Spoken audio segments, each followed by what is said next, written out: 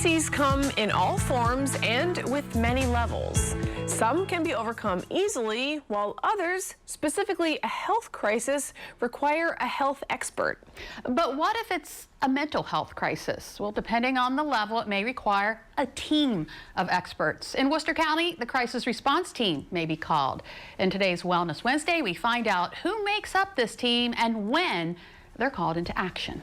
Now, possibly more than ever, de-escalation of a potentially life-threatening situation is crucial. Oftentimes, that's the job of the crisis response team. So the crisis response team is available 24 hours a day, 365 days a year. Emily Nichols is the crisis response team supervisor for Worcester County. We partner with local police departments, hospitals, different community resources, schools, to provide mental health assessments and substance abuse as well, and try to develop a safety plan with that person to keep them in their community and make sure that they are safe. The CRT is called out based on observations by community members. Generally, we get called out if someone is in the middle of a mental health crisis, if they've made suicidal statements to a friend or family member or a counselor at school, or if someone has called the police department saying they're concerned about a friend or family member.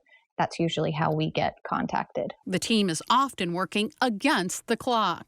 We usually try to get on scene within 30 minutes. Sometimes that's not possible if we're in a different part of the county than the call is. And then we do an assessment to find out what's going on in the person's life at the moment. If they have access to weapons, if they've been hospitalized before, if they're currently in therapy. From that point, the CRT reaches out to the person's support system to come up with a plan. Which usually includes maybe somebody to stay with them for the next 24 to 48 hours and just kind of monitor things. Contact their therapist if they have one already to schedule an appointment. Different things like that. If they don't have therapy, then we can give them a list of resources to kind of get them involved in some sort of mental health treatment or substance abuse. We have resources for both of those. The crisis response team in Worcester County is made up of 5 social workers who rotate shifts, but the work doesn't stop once the crisis is over. And we usually follow up with the person within 24 to 48 hours just to kind of check in with them again, see if they need a reminder about the resources, because it's sometimes in the middle of that crisis, you don't always remember everything that happened. The team can also connect individuals with resources beyond mental health. Whether it's food pantries, shelters, all kinds of different resources in the community. Just knowing the crisis response team exists can be a giant step toward keeping friends and loved ones safe. If someone is worried about a friend or family member, if someone has made suicidal statements, or you just feel like things are